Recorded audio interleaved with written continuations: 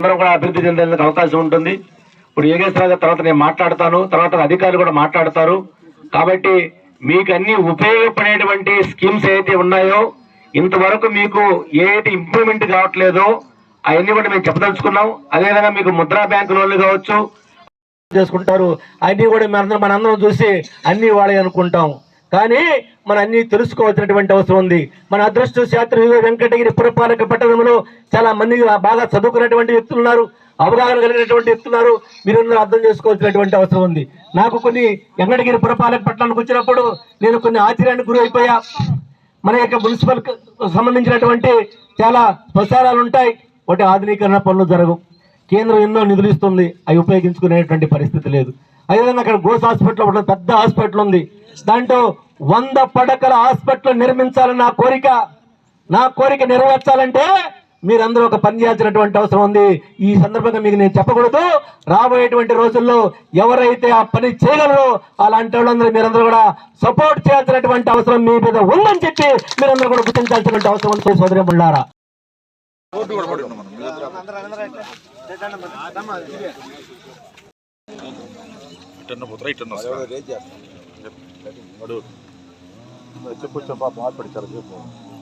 ఈరోజు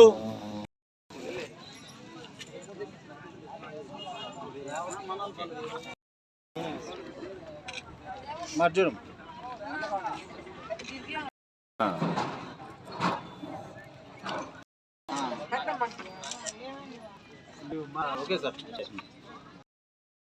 సోదరమల్లారా, అందరూ కూడా రెండు నిమిషాల కూర్చోవాలని నేను కోరుకుంటున్నాను.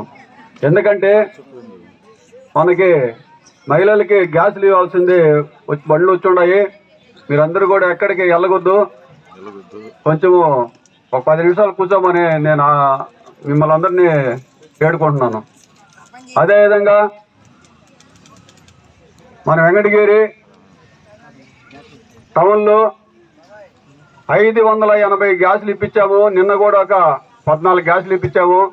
ఈ పొద్దు కూడా ఇస్తున్నారు, ఈ పొద్దు కూడా ఒక 20 గ్యాసులు దాకా ఇస్తున్నారు. అదేవిధంగా టైలరింగ్ మిషన్లు ఏ ఆడబొడుసు అయినా మొత్తం ఒక్కరనేది లేకుండా అందరూ కూడా పెట్టుకోవాల్సిందిగా కోరుతున్నాను. ఈ మహిళలందరికీ కూడా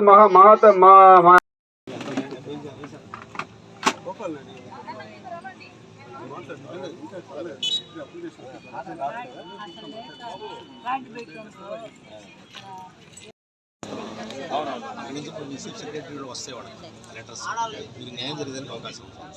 ఇంకోటి మాత్రం మీకు హామీ ఇస్తారు, రేపు మమ్మల్ని ఎమ్మెల్యే గారికి గెలిస్తే మీకు తప్పకుండా మీకు ఏం కావాలో తీర్చే బాధ్యత మేము తీసుకుంటాం. తర్వాత మీ వ్యక్తిగతంగా మీకేమో లోన్లు కావాలంటే తిరుపతి జిల్లా వెంకటగిరి పురపాలక పట్టణంలో వికసిత్ భారత్ సంకల్ప యాత్ర డిజిటల్ రథము, అదేవిధంగా అధికారులందరూ కూడా ఈ కార్యక్రమానికి రావడం జరిగింది. విశ్వోదయ కళాశాల కాంపౌండ్లో ఈ కార్యక్రమం నిర్వహించడం జరిగింది. ఈ కార్యక్రమానికి ఎక్కువ మంది మహిళలు, అదేవిధంగా పురపాలక పట్టణ ప్రజలు అధిక సంఖ్యలో పాల్గొని ఈ కార్యక్రమాన్ని విజయవంతంగా పూర్తి చేశారు. ఈ కార్యక్రమంలో అనేక విషయాలు, కేంద్ర ప్రభుత్వ పథకాలు అధికారులు కావచ్చు, భారతీయ జనతా పార్టీ నాయకులు మేమందరం కూడా తెలియజేశాం. అందరూ కూడా చాలా సంతోషం వ్యక్తం చేశారు. గతంలో ఈ ప్రభుత్వ పథకాలు చాలా పథకాలు వాళ్ళకి తెలియనటువంటి పరిస్థితి, ఏ ప్రభుత్వం ఇస్తుందో అర్థం కానిటువంటి పరిస్థితిలో గతంలో ఉన్నారు. ఈ స్వచ్ఛ భారత్ కార్యక్రమం కావచ్చు, అదేవిధంగా మరుగుదొడ్డి నిర్మాణం కావచ్చు, అదేవిధంగా ప్రధానమంత్రి గరీబ్ కళ్యాణ్ అన్న యోజన కావచ్చు, అదేవిధంగా జన్ధన్ అకౌంట్ కావచ్చు, అదేవిధంగా సురక్షిత బీమా, జీవన జ్యోతి బీమా యోజన, అదేవిధంగా 2018లో ప్రధానమంత్రి పోషణ అభియాన్ కార్యక్రమం కావచ్చు, వీటన్నిటి గురించి కూడా చెప్తే ఇవన్నీ కూడా ఇవన్నీ కేంద్ర ప్రభుత్వం ఇస్తున్నాయా అనేటువంటి సందేహంలో ఈరోజు ప్రజానీకం అందరూ ఉన్నారు. అందరూ కూడా ఈరోజు స్పష్టంగా అందరికీ అర్థమైంది. అదేవిధంగా ఈరోజు ప్రధానమంత్రి ఉజ్వల కింద మన దేశవ్యాప్తంగా ఈ రోజు వరకు 10,11,15,798 గ్యాస్ సిలిండర్ల వరకు ఇవ్వడం జరిగింది. దాంట్లో వెంకటగిరి పురపాలక పట్టణంలో దాదాపు 600 కనెక్షన్లు ఇవ్వడం జరిగిందని చెప్పి కూడా ఈరోజు హెచ్పీ గ్యాస్ కనెక్షన్, అదేవిధంగా ఇండియన్ గ్యాస్ కూడా తెలియజేయడం జరిగింది. ఇంకా ఒక 458 అప్లికేషన్గా పెండింగ్ ఉన్నాయి. ఇవన్నీ కూడా త్వరగా అందరికీ కూడా ఇచ్చేటువంటి అవకాశం ఉంది. అదేవిధంగా ఈరోజు కూడా కొన్ని గ్యాస్లు కూడా డిస్ట్రిబ్యూటర్ కూడా చేయడం జరిగింది ప్రధానమంత్రి ఉజ్వల కింద. ఈ విధంగా కేంద్ర ప్రభుత్వ పథకాలు ప్రతి మహిళలకు ఏదో ఒక విధంగా చేరుతున్నాయని చెప్పి అందరూ కూడా తెలుసుకున్నారు. ఇది చాలా బృహత్తరమైనటువంటి కార్యక్రమం. ఈ కార్యక్రమం పురపాలక పట్టణాల్లో ఒకటిగా రెండు దగ్గరలో కాకుండా ప్రతి వార్డులో ఇటువంటి కార్యక్రమం పెట్టినట్లయితే అందరూ కూడా అవగాహన కల్పించుకొని అందరూ కూడా ఉపయోగించుకునేటువంటి అవకాశం ఉంది. ఆ విధంగా మనం ప్రజలందరూ కూడా బాగుపడేటువంటి అవకాశం ఉంది. ఉదాహరణకు ముద్రా బ్యాంక్ లోన్ కావచ్చు, అదేవిధంగా పిఎంఈజీ ప్రధానమంత్రి ఎంప్లాయ్మెంట్ జనరేషన్ ప్రోగ్రామ్, అదేవిధంగా స్టాండప్ ఇండియా, స్టార్టప్ ఇండియా, అదేవిధంగా NLM national livestock mission, ఇవన్నీ కూడా ప్రజలకు అందరూ కూడా తెలియనటువంటి పరిస్థితి ఉంది.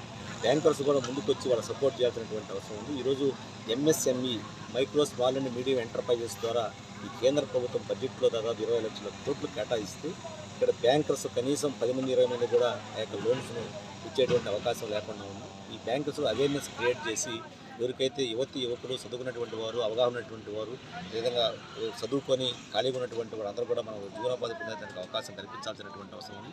ఆ విధంగా బ్యాంకర్స్ కూడా అవేర్నెస్ క్రియేట్ చేసి అందరూ కూడా ఇరువుగా ఇచ్చినట్లయితే అందరూ కూడా అభివృద్ధి పదంలో ముందుకు వెళ్ళేటువంటి అవకాశం ఉంది. ఈ కేంద్ర ప్రభుత్వ పథకాలను అందరూ తెలుసుకోండి, ఉపయోగించుకోండి. మీకు తెలియకపోతే భారతీయ జనతా పార్టీ నాయకులు, కార్యకర్తలు కూడా కలవండి. మేము కూడా మీకు అవసరమైతే మేము కూడా వచ్చి బ్యాంకర్స్తో మాట్లాడి ఈ యొక్క కేంద్ర ప్రభుత్వ పథకాలను అందరికీ అందే విధంగా మేము ప్రయత్నం చేస్తామని చెప్పి కూడా ఈ సందర్భంగా అందరూ కూడా తెలియజేస్తూ సెలవు తీసుకున్నాను. జై హింద్, జై భారత్.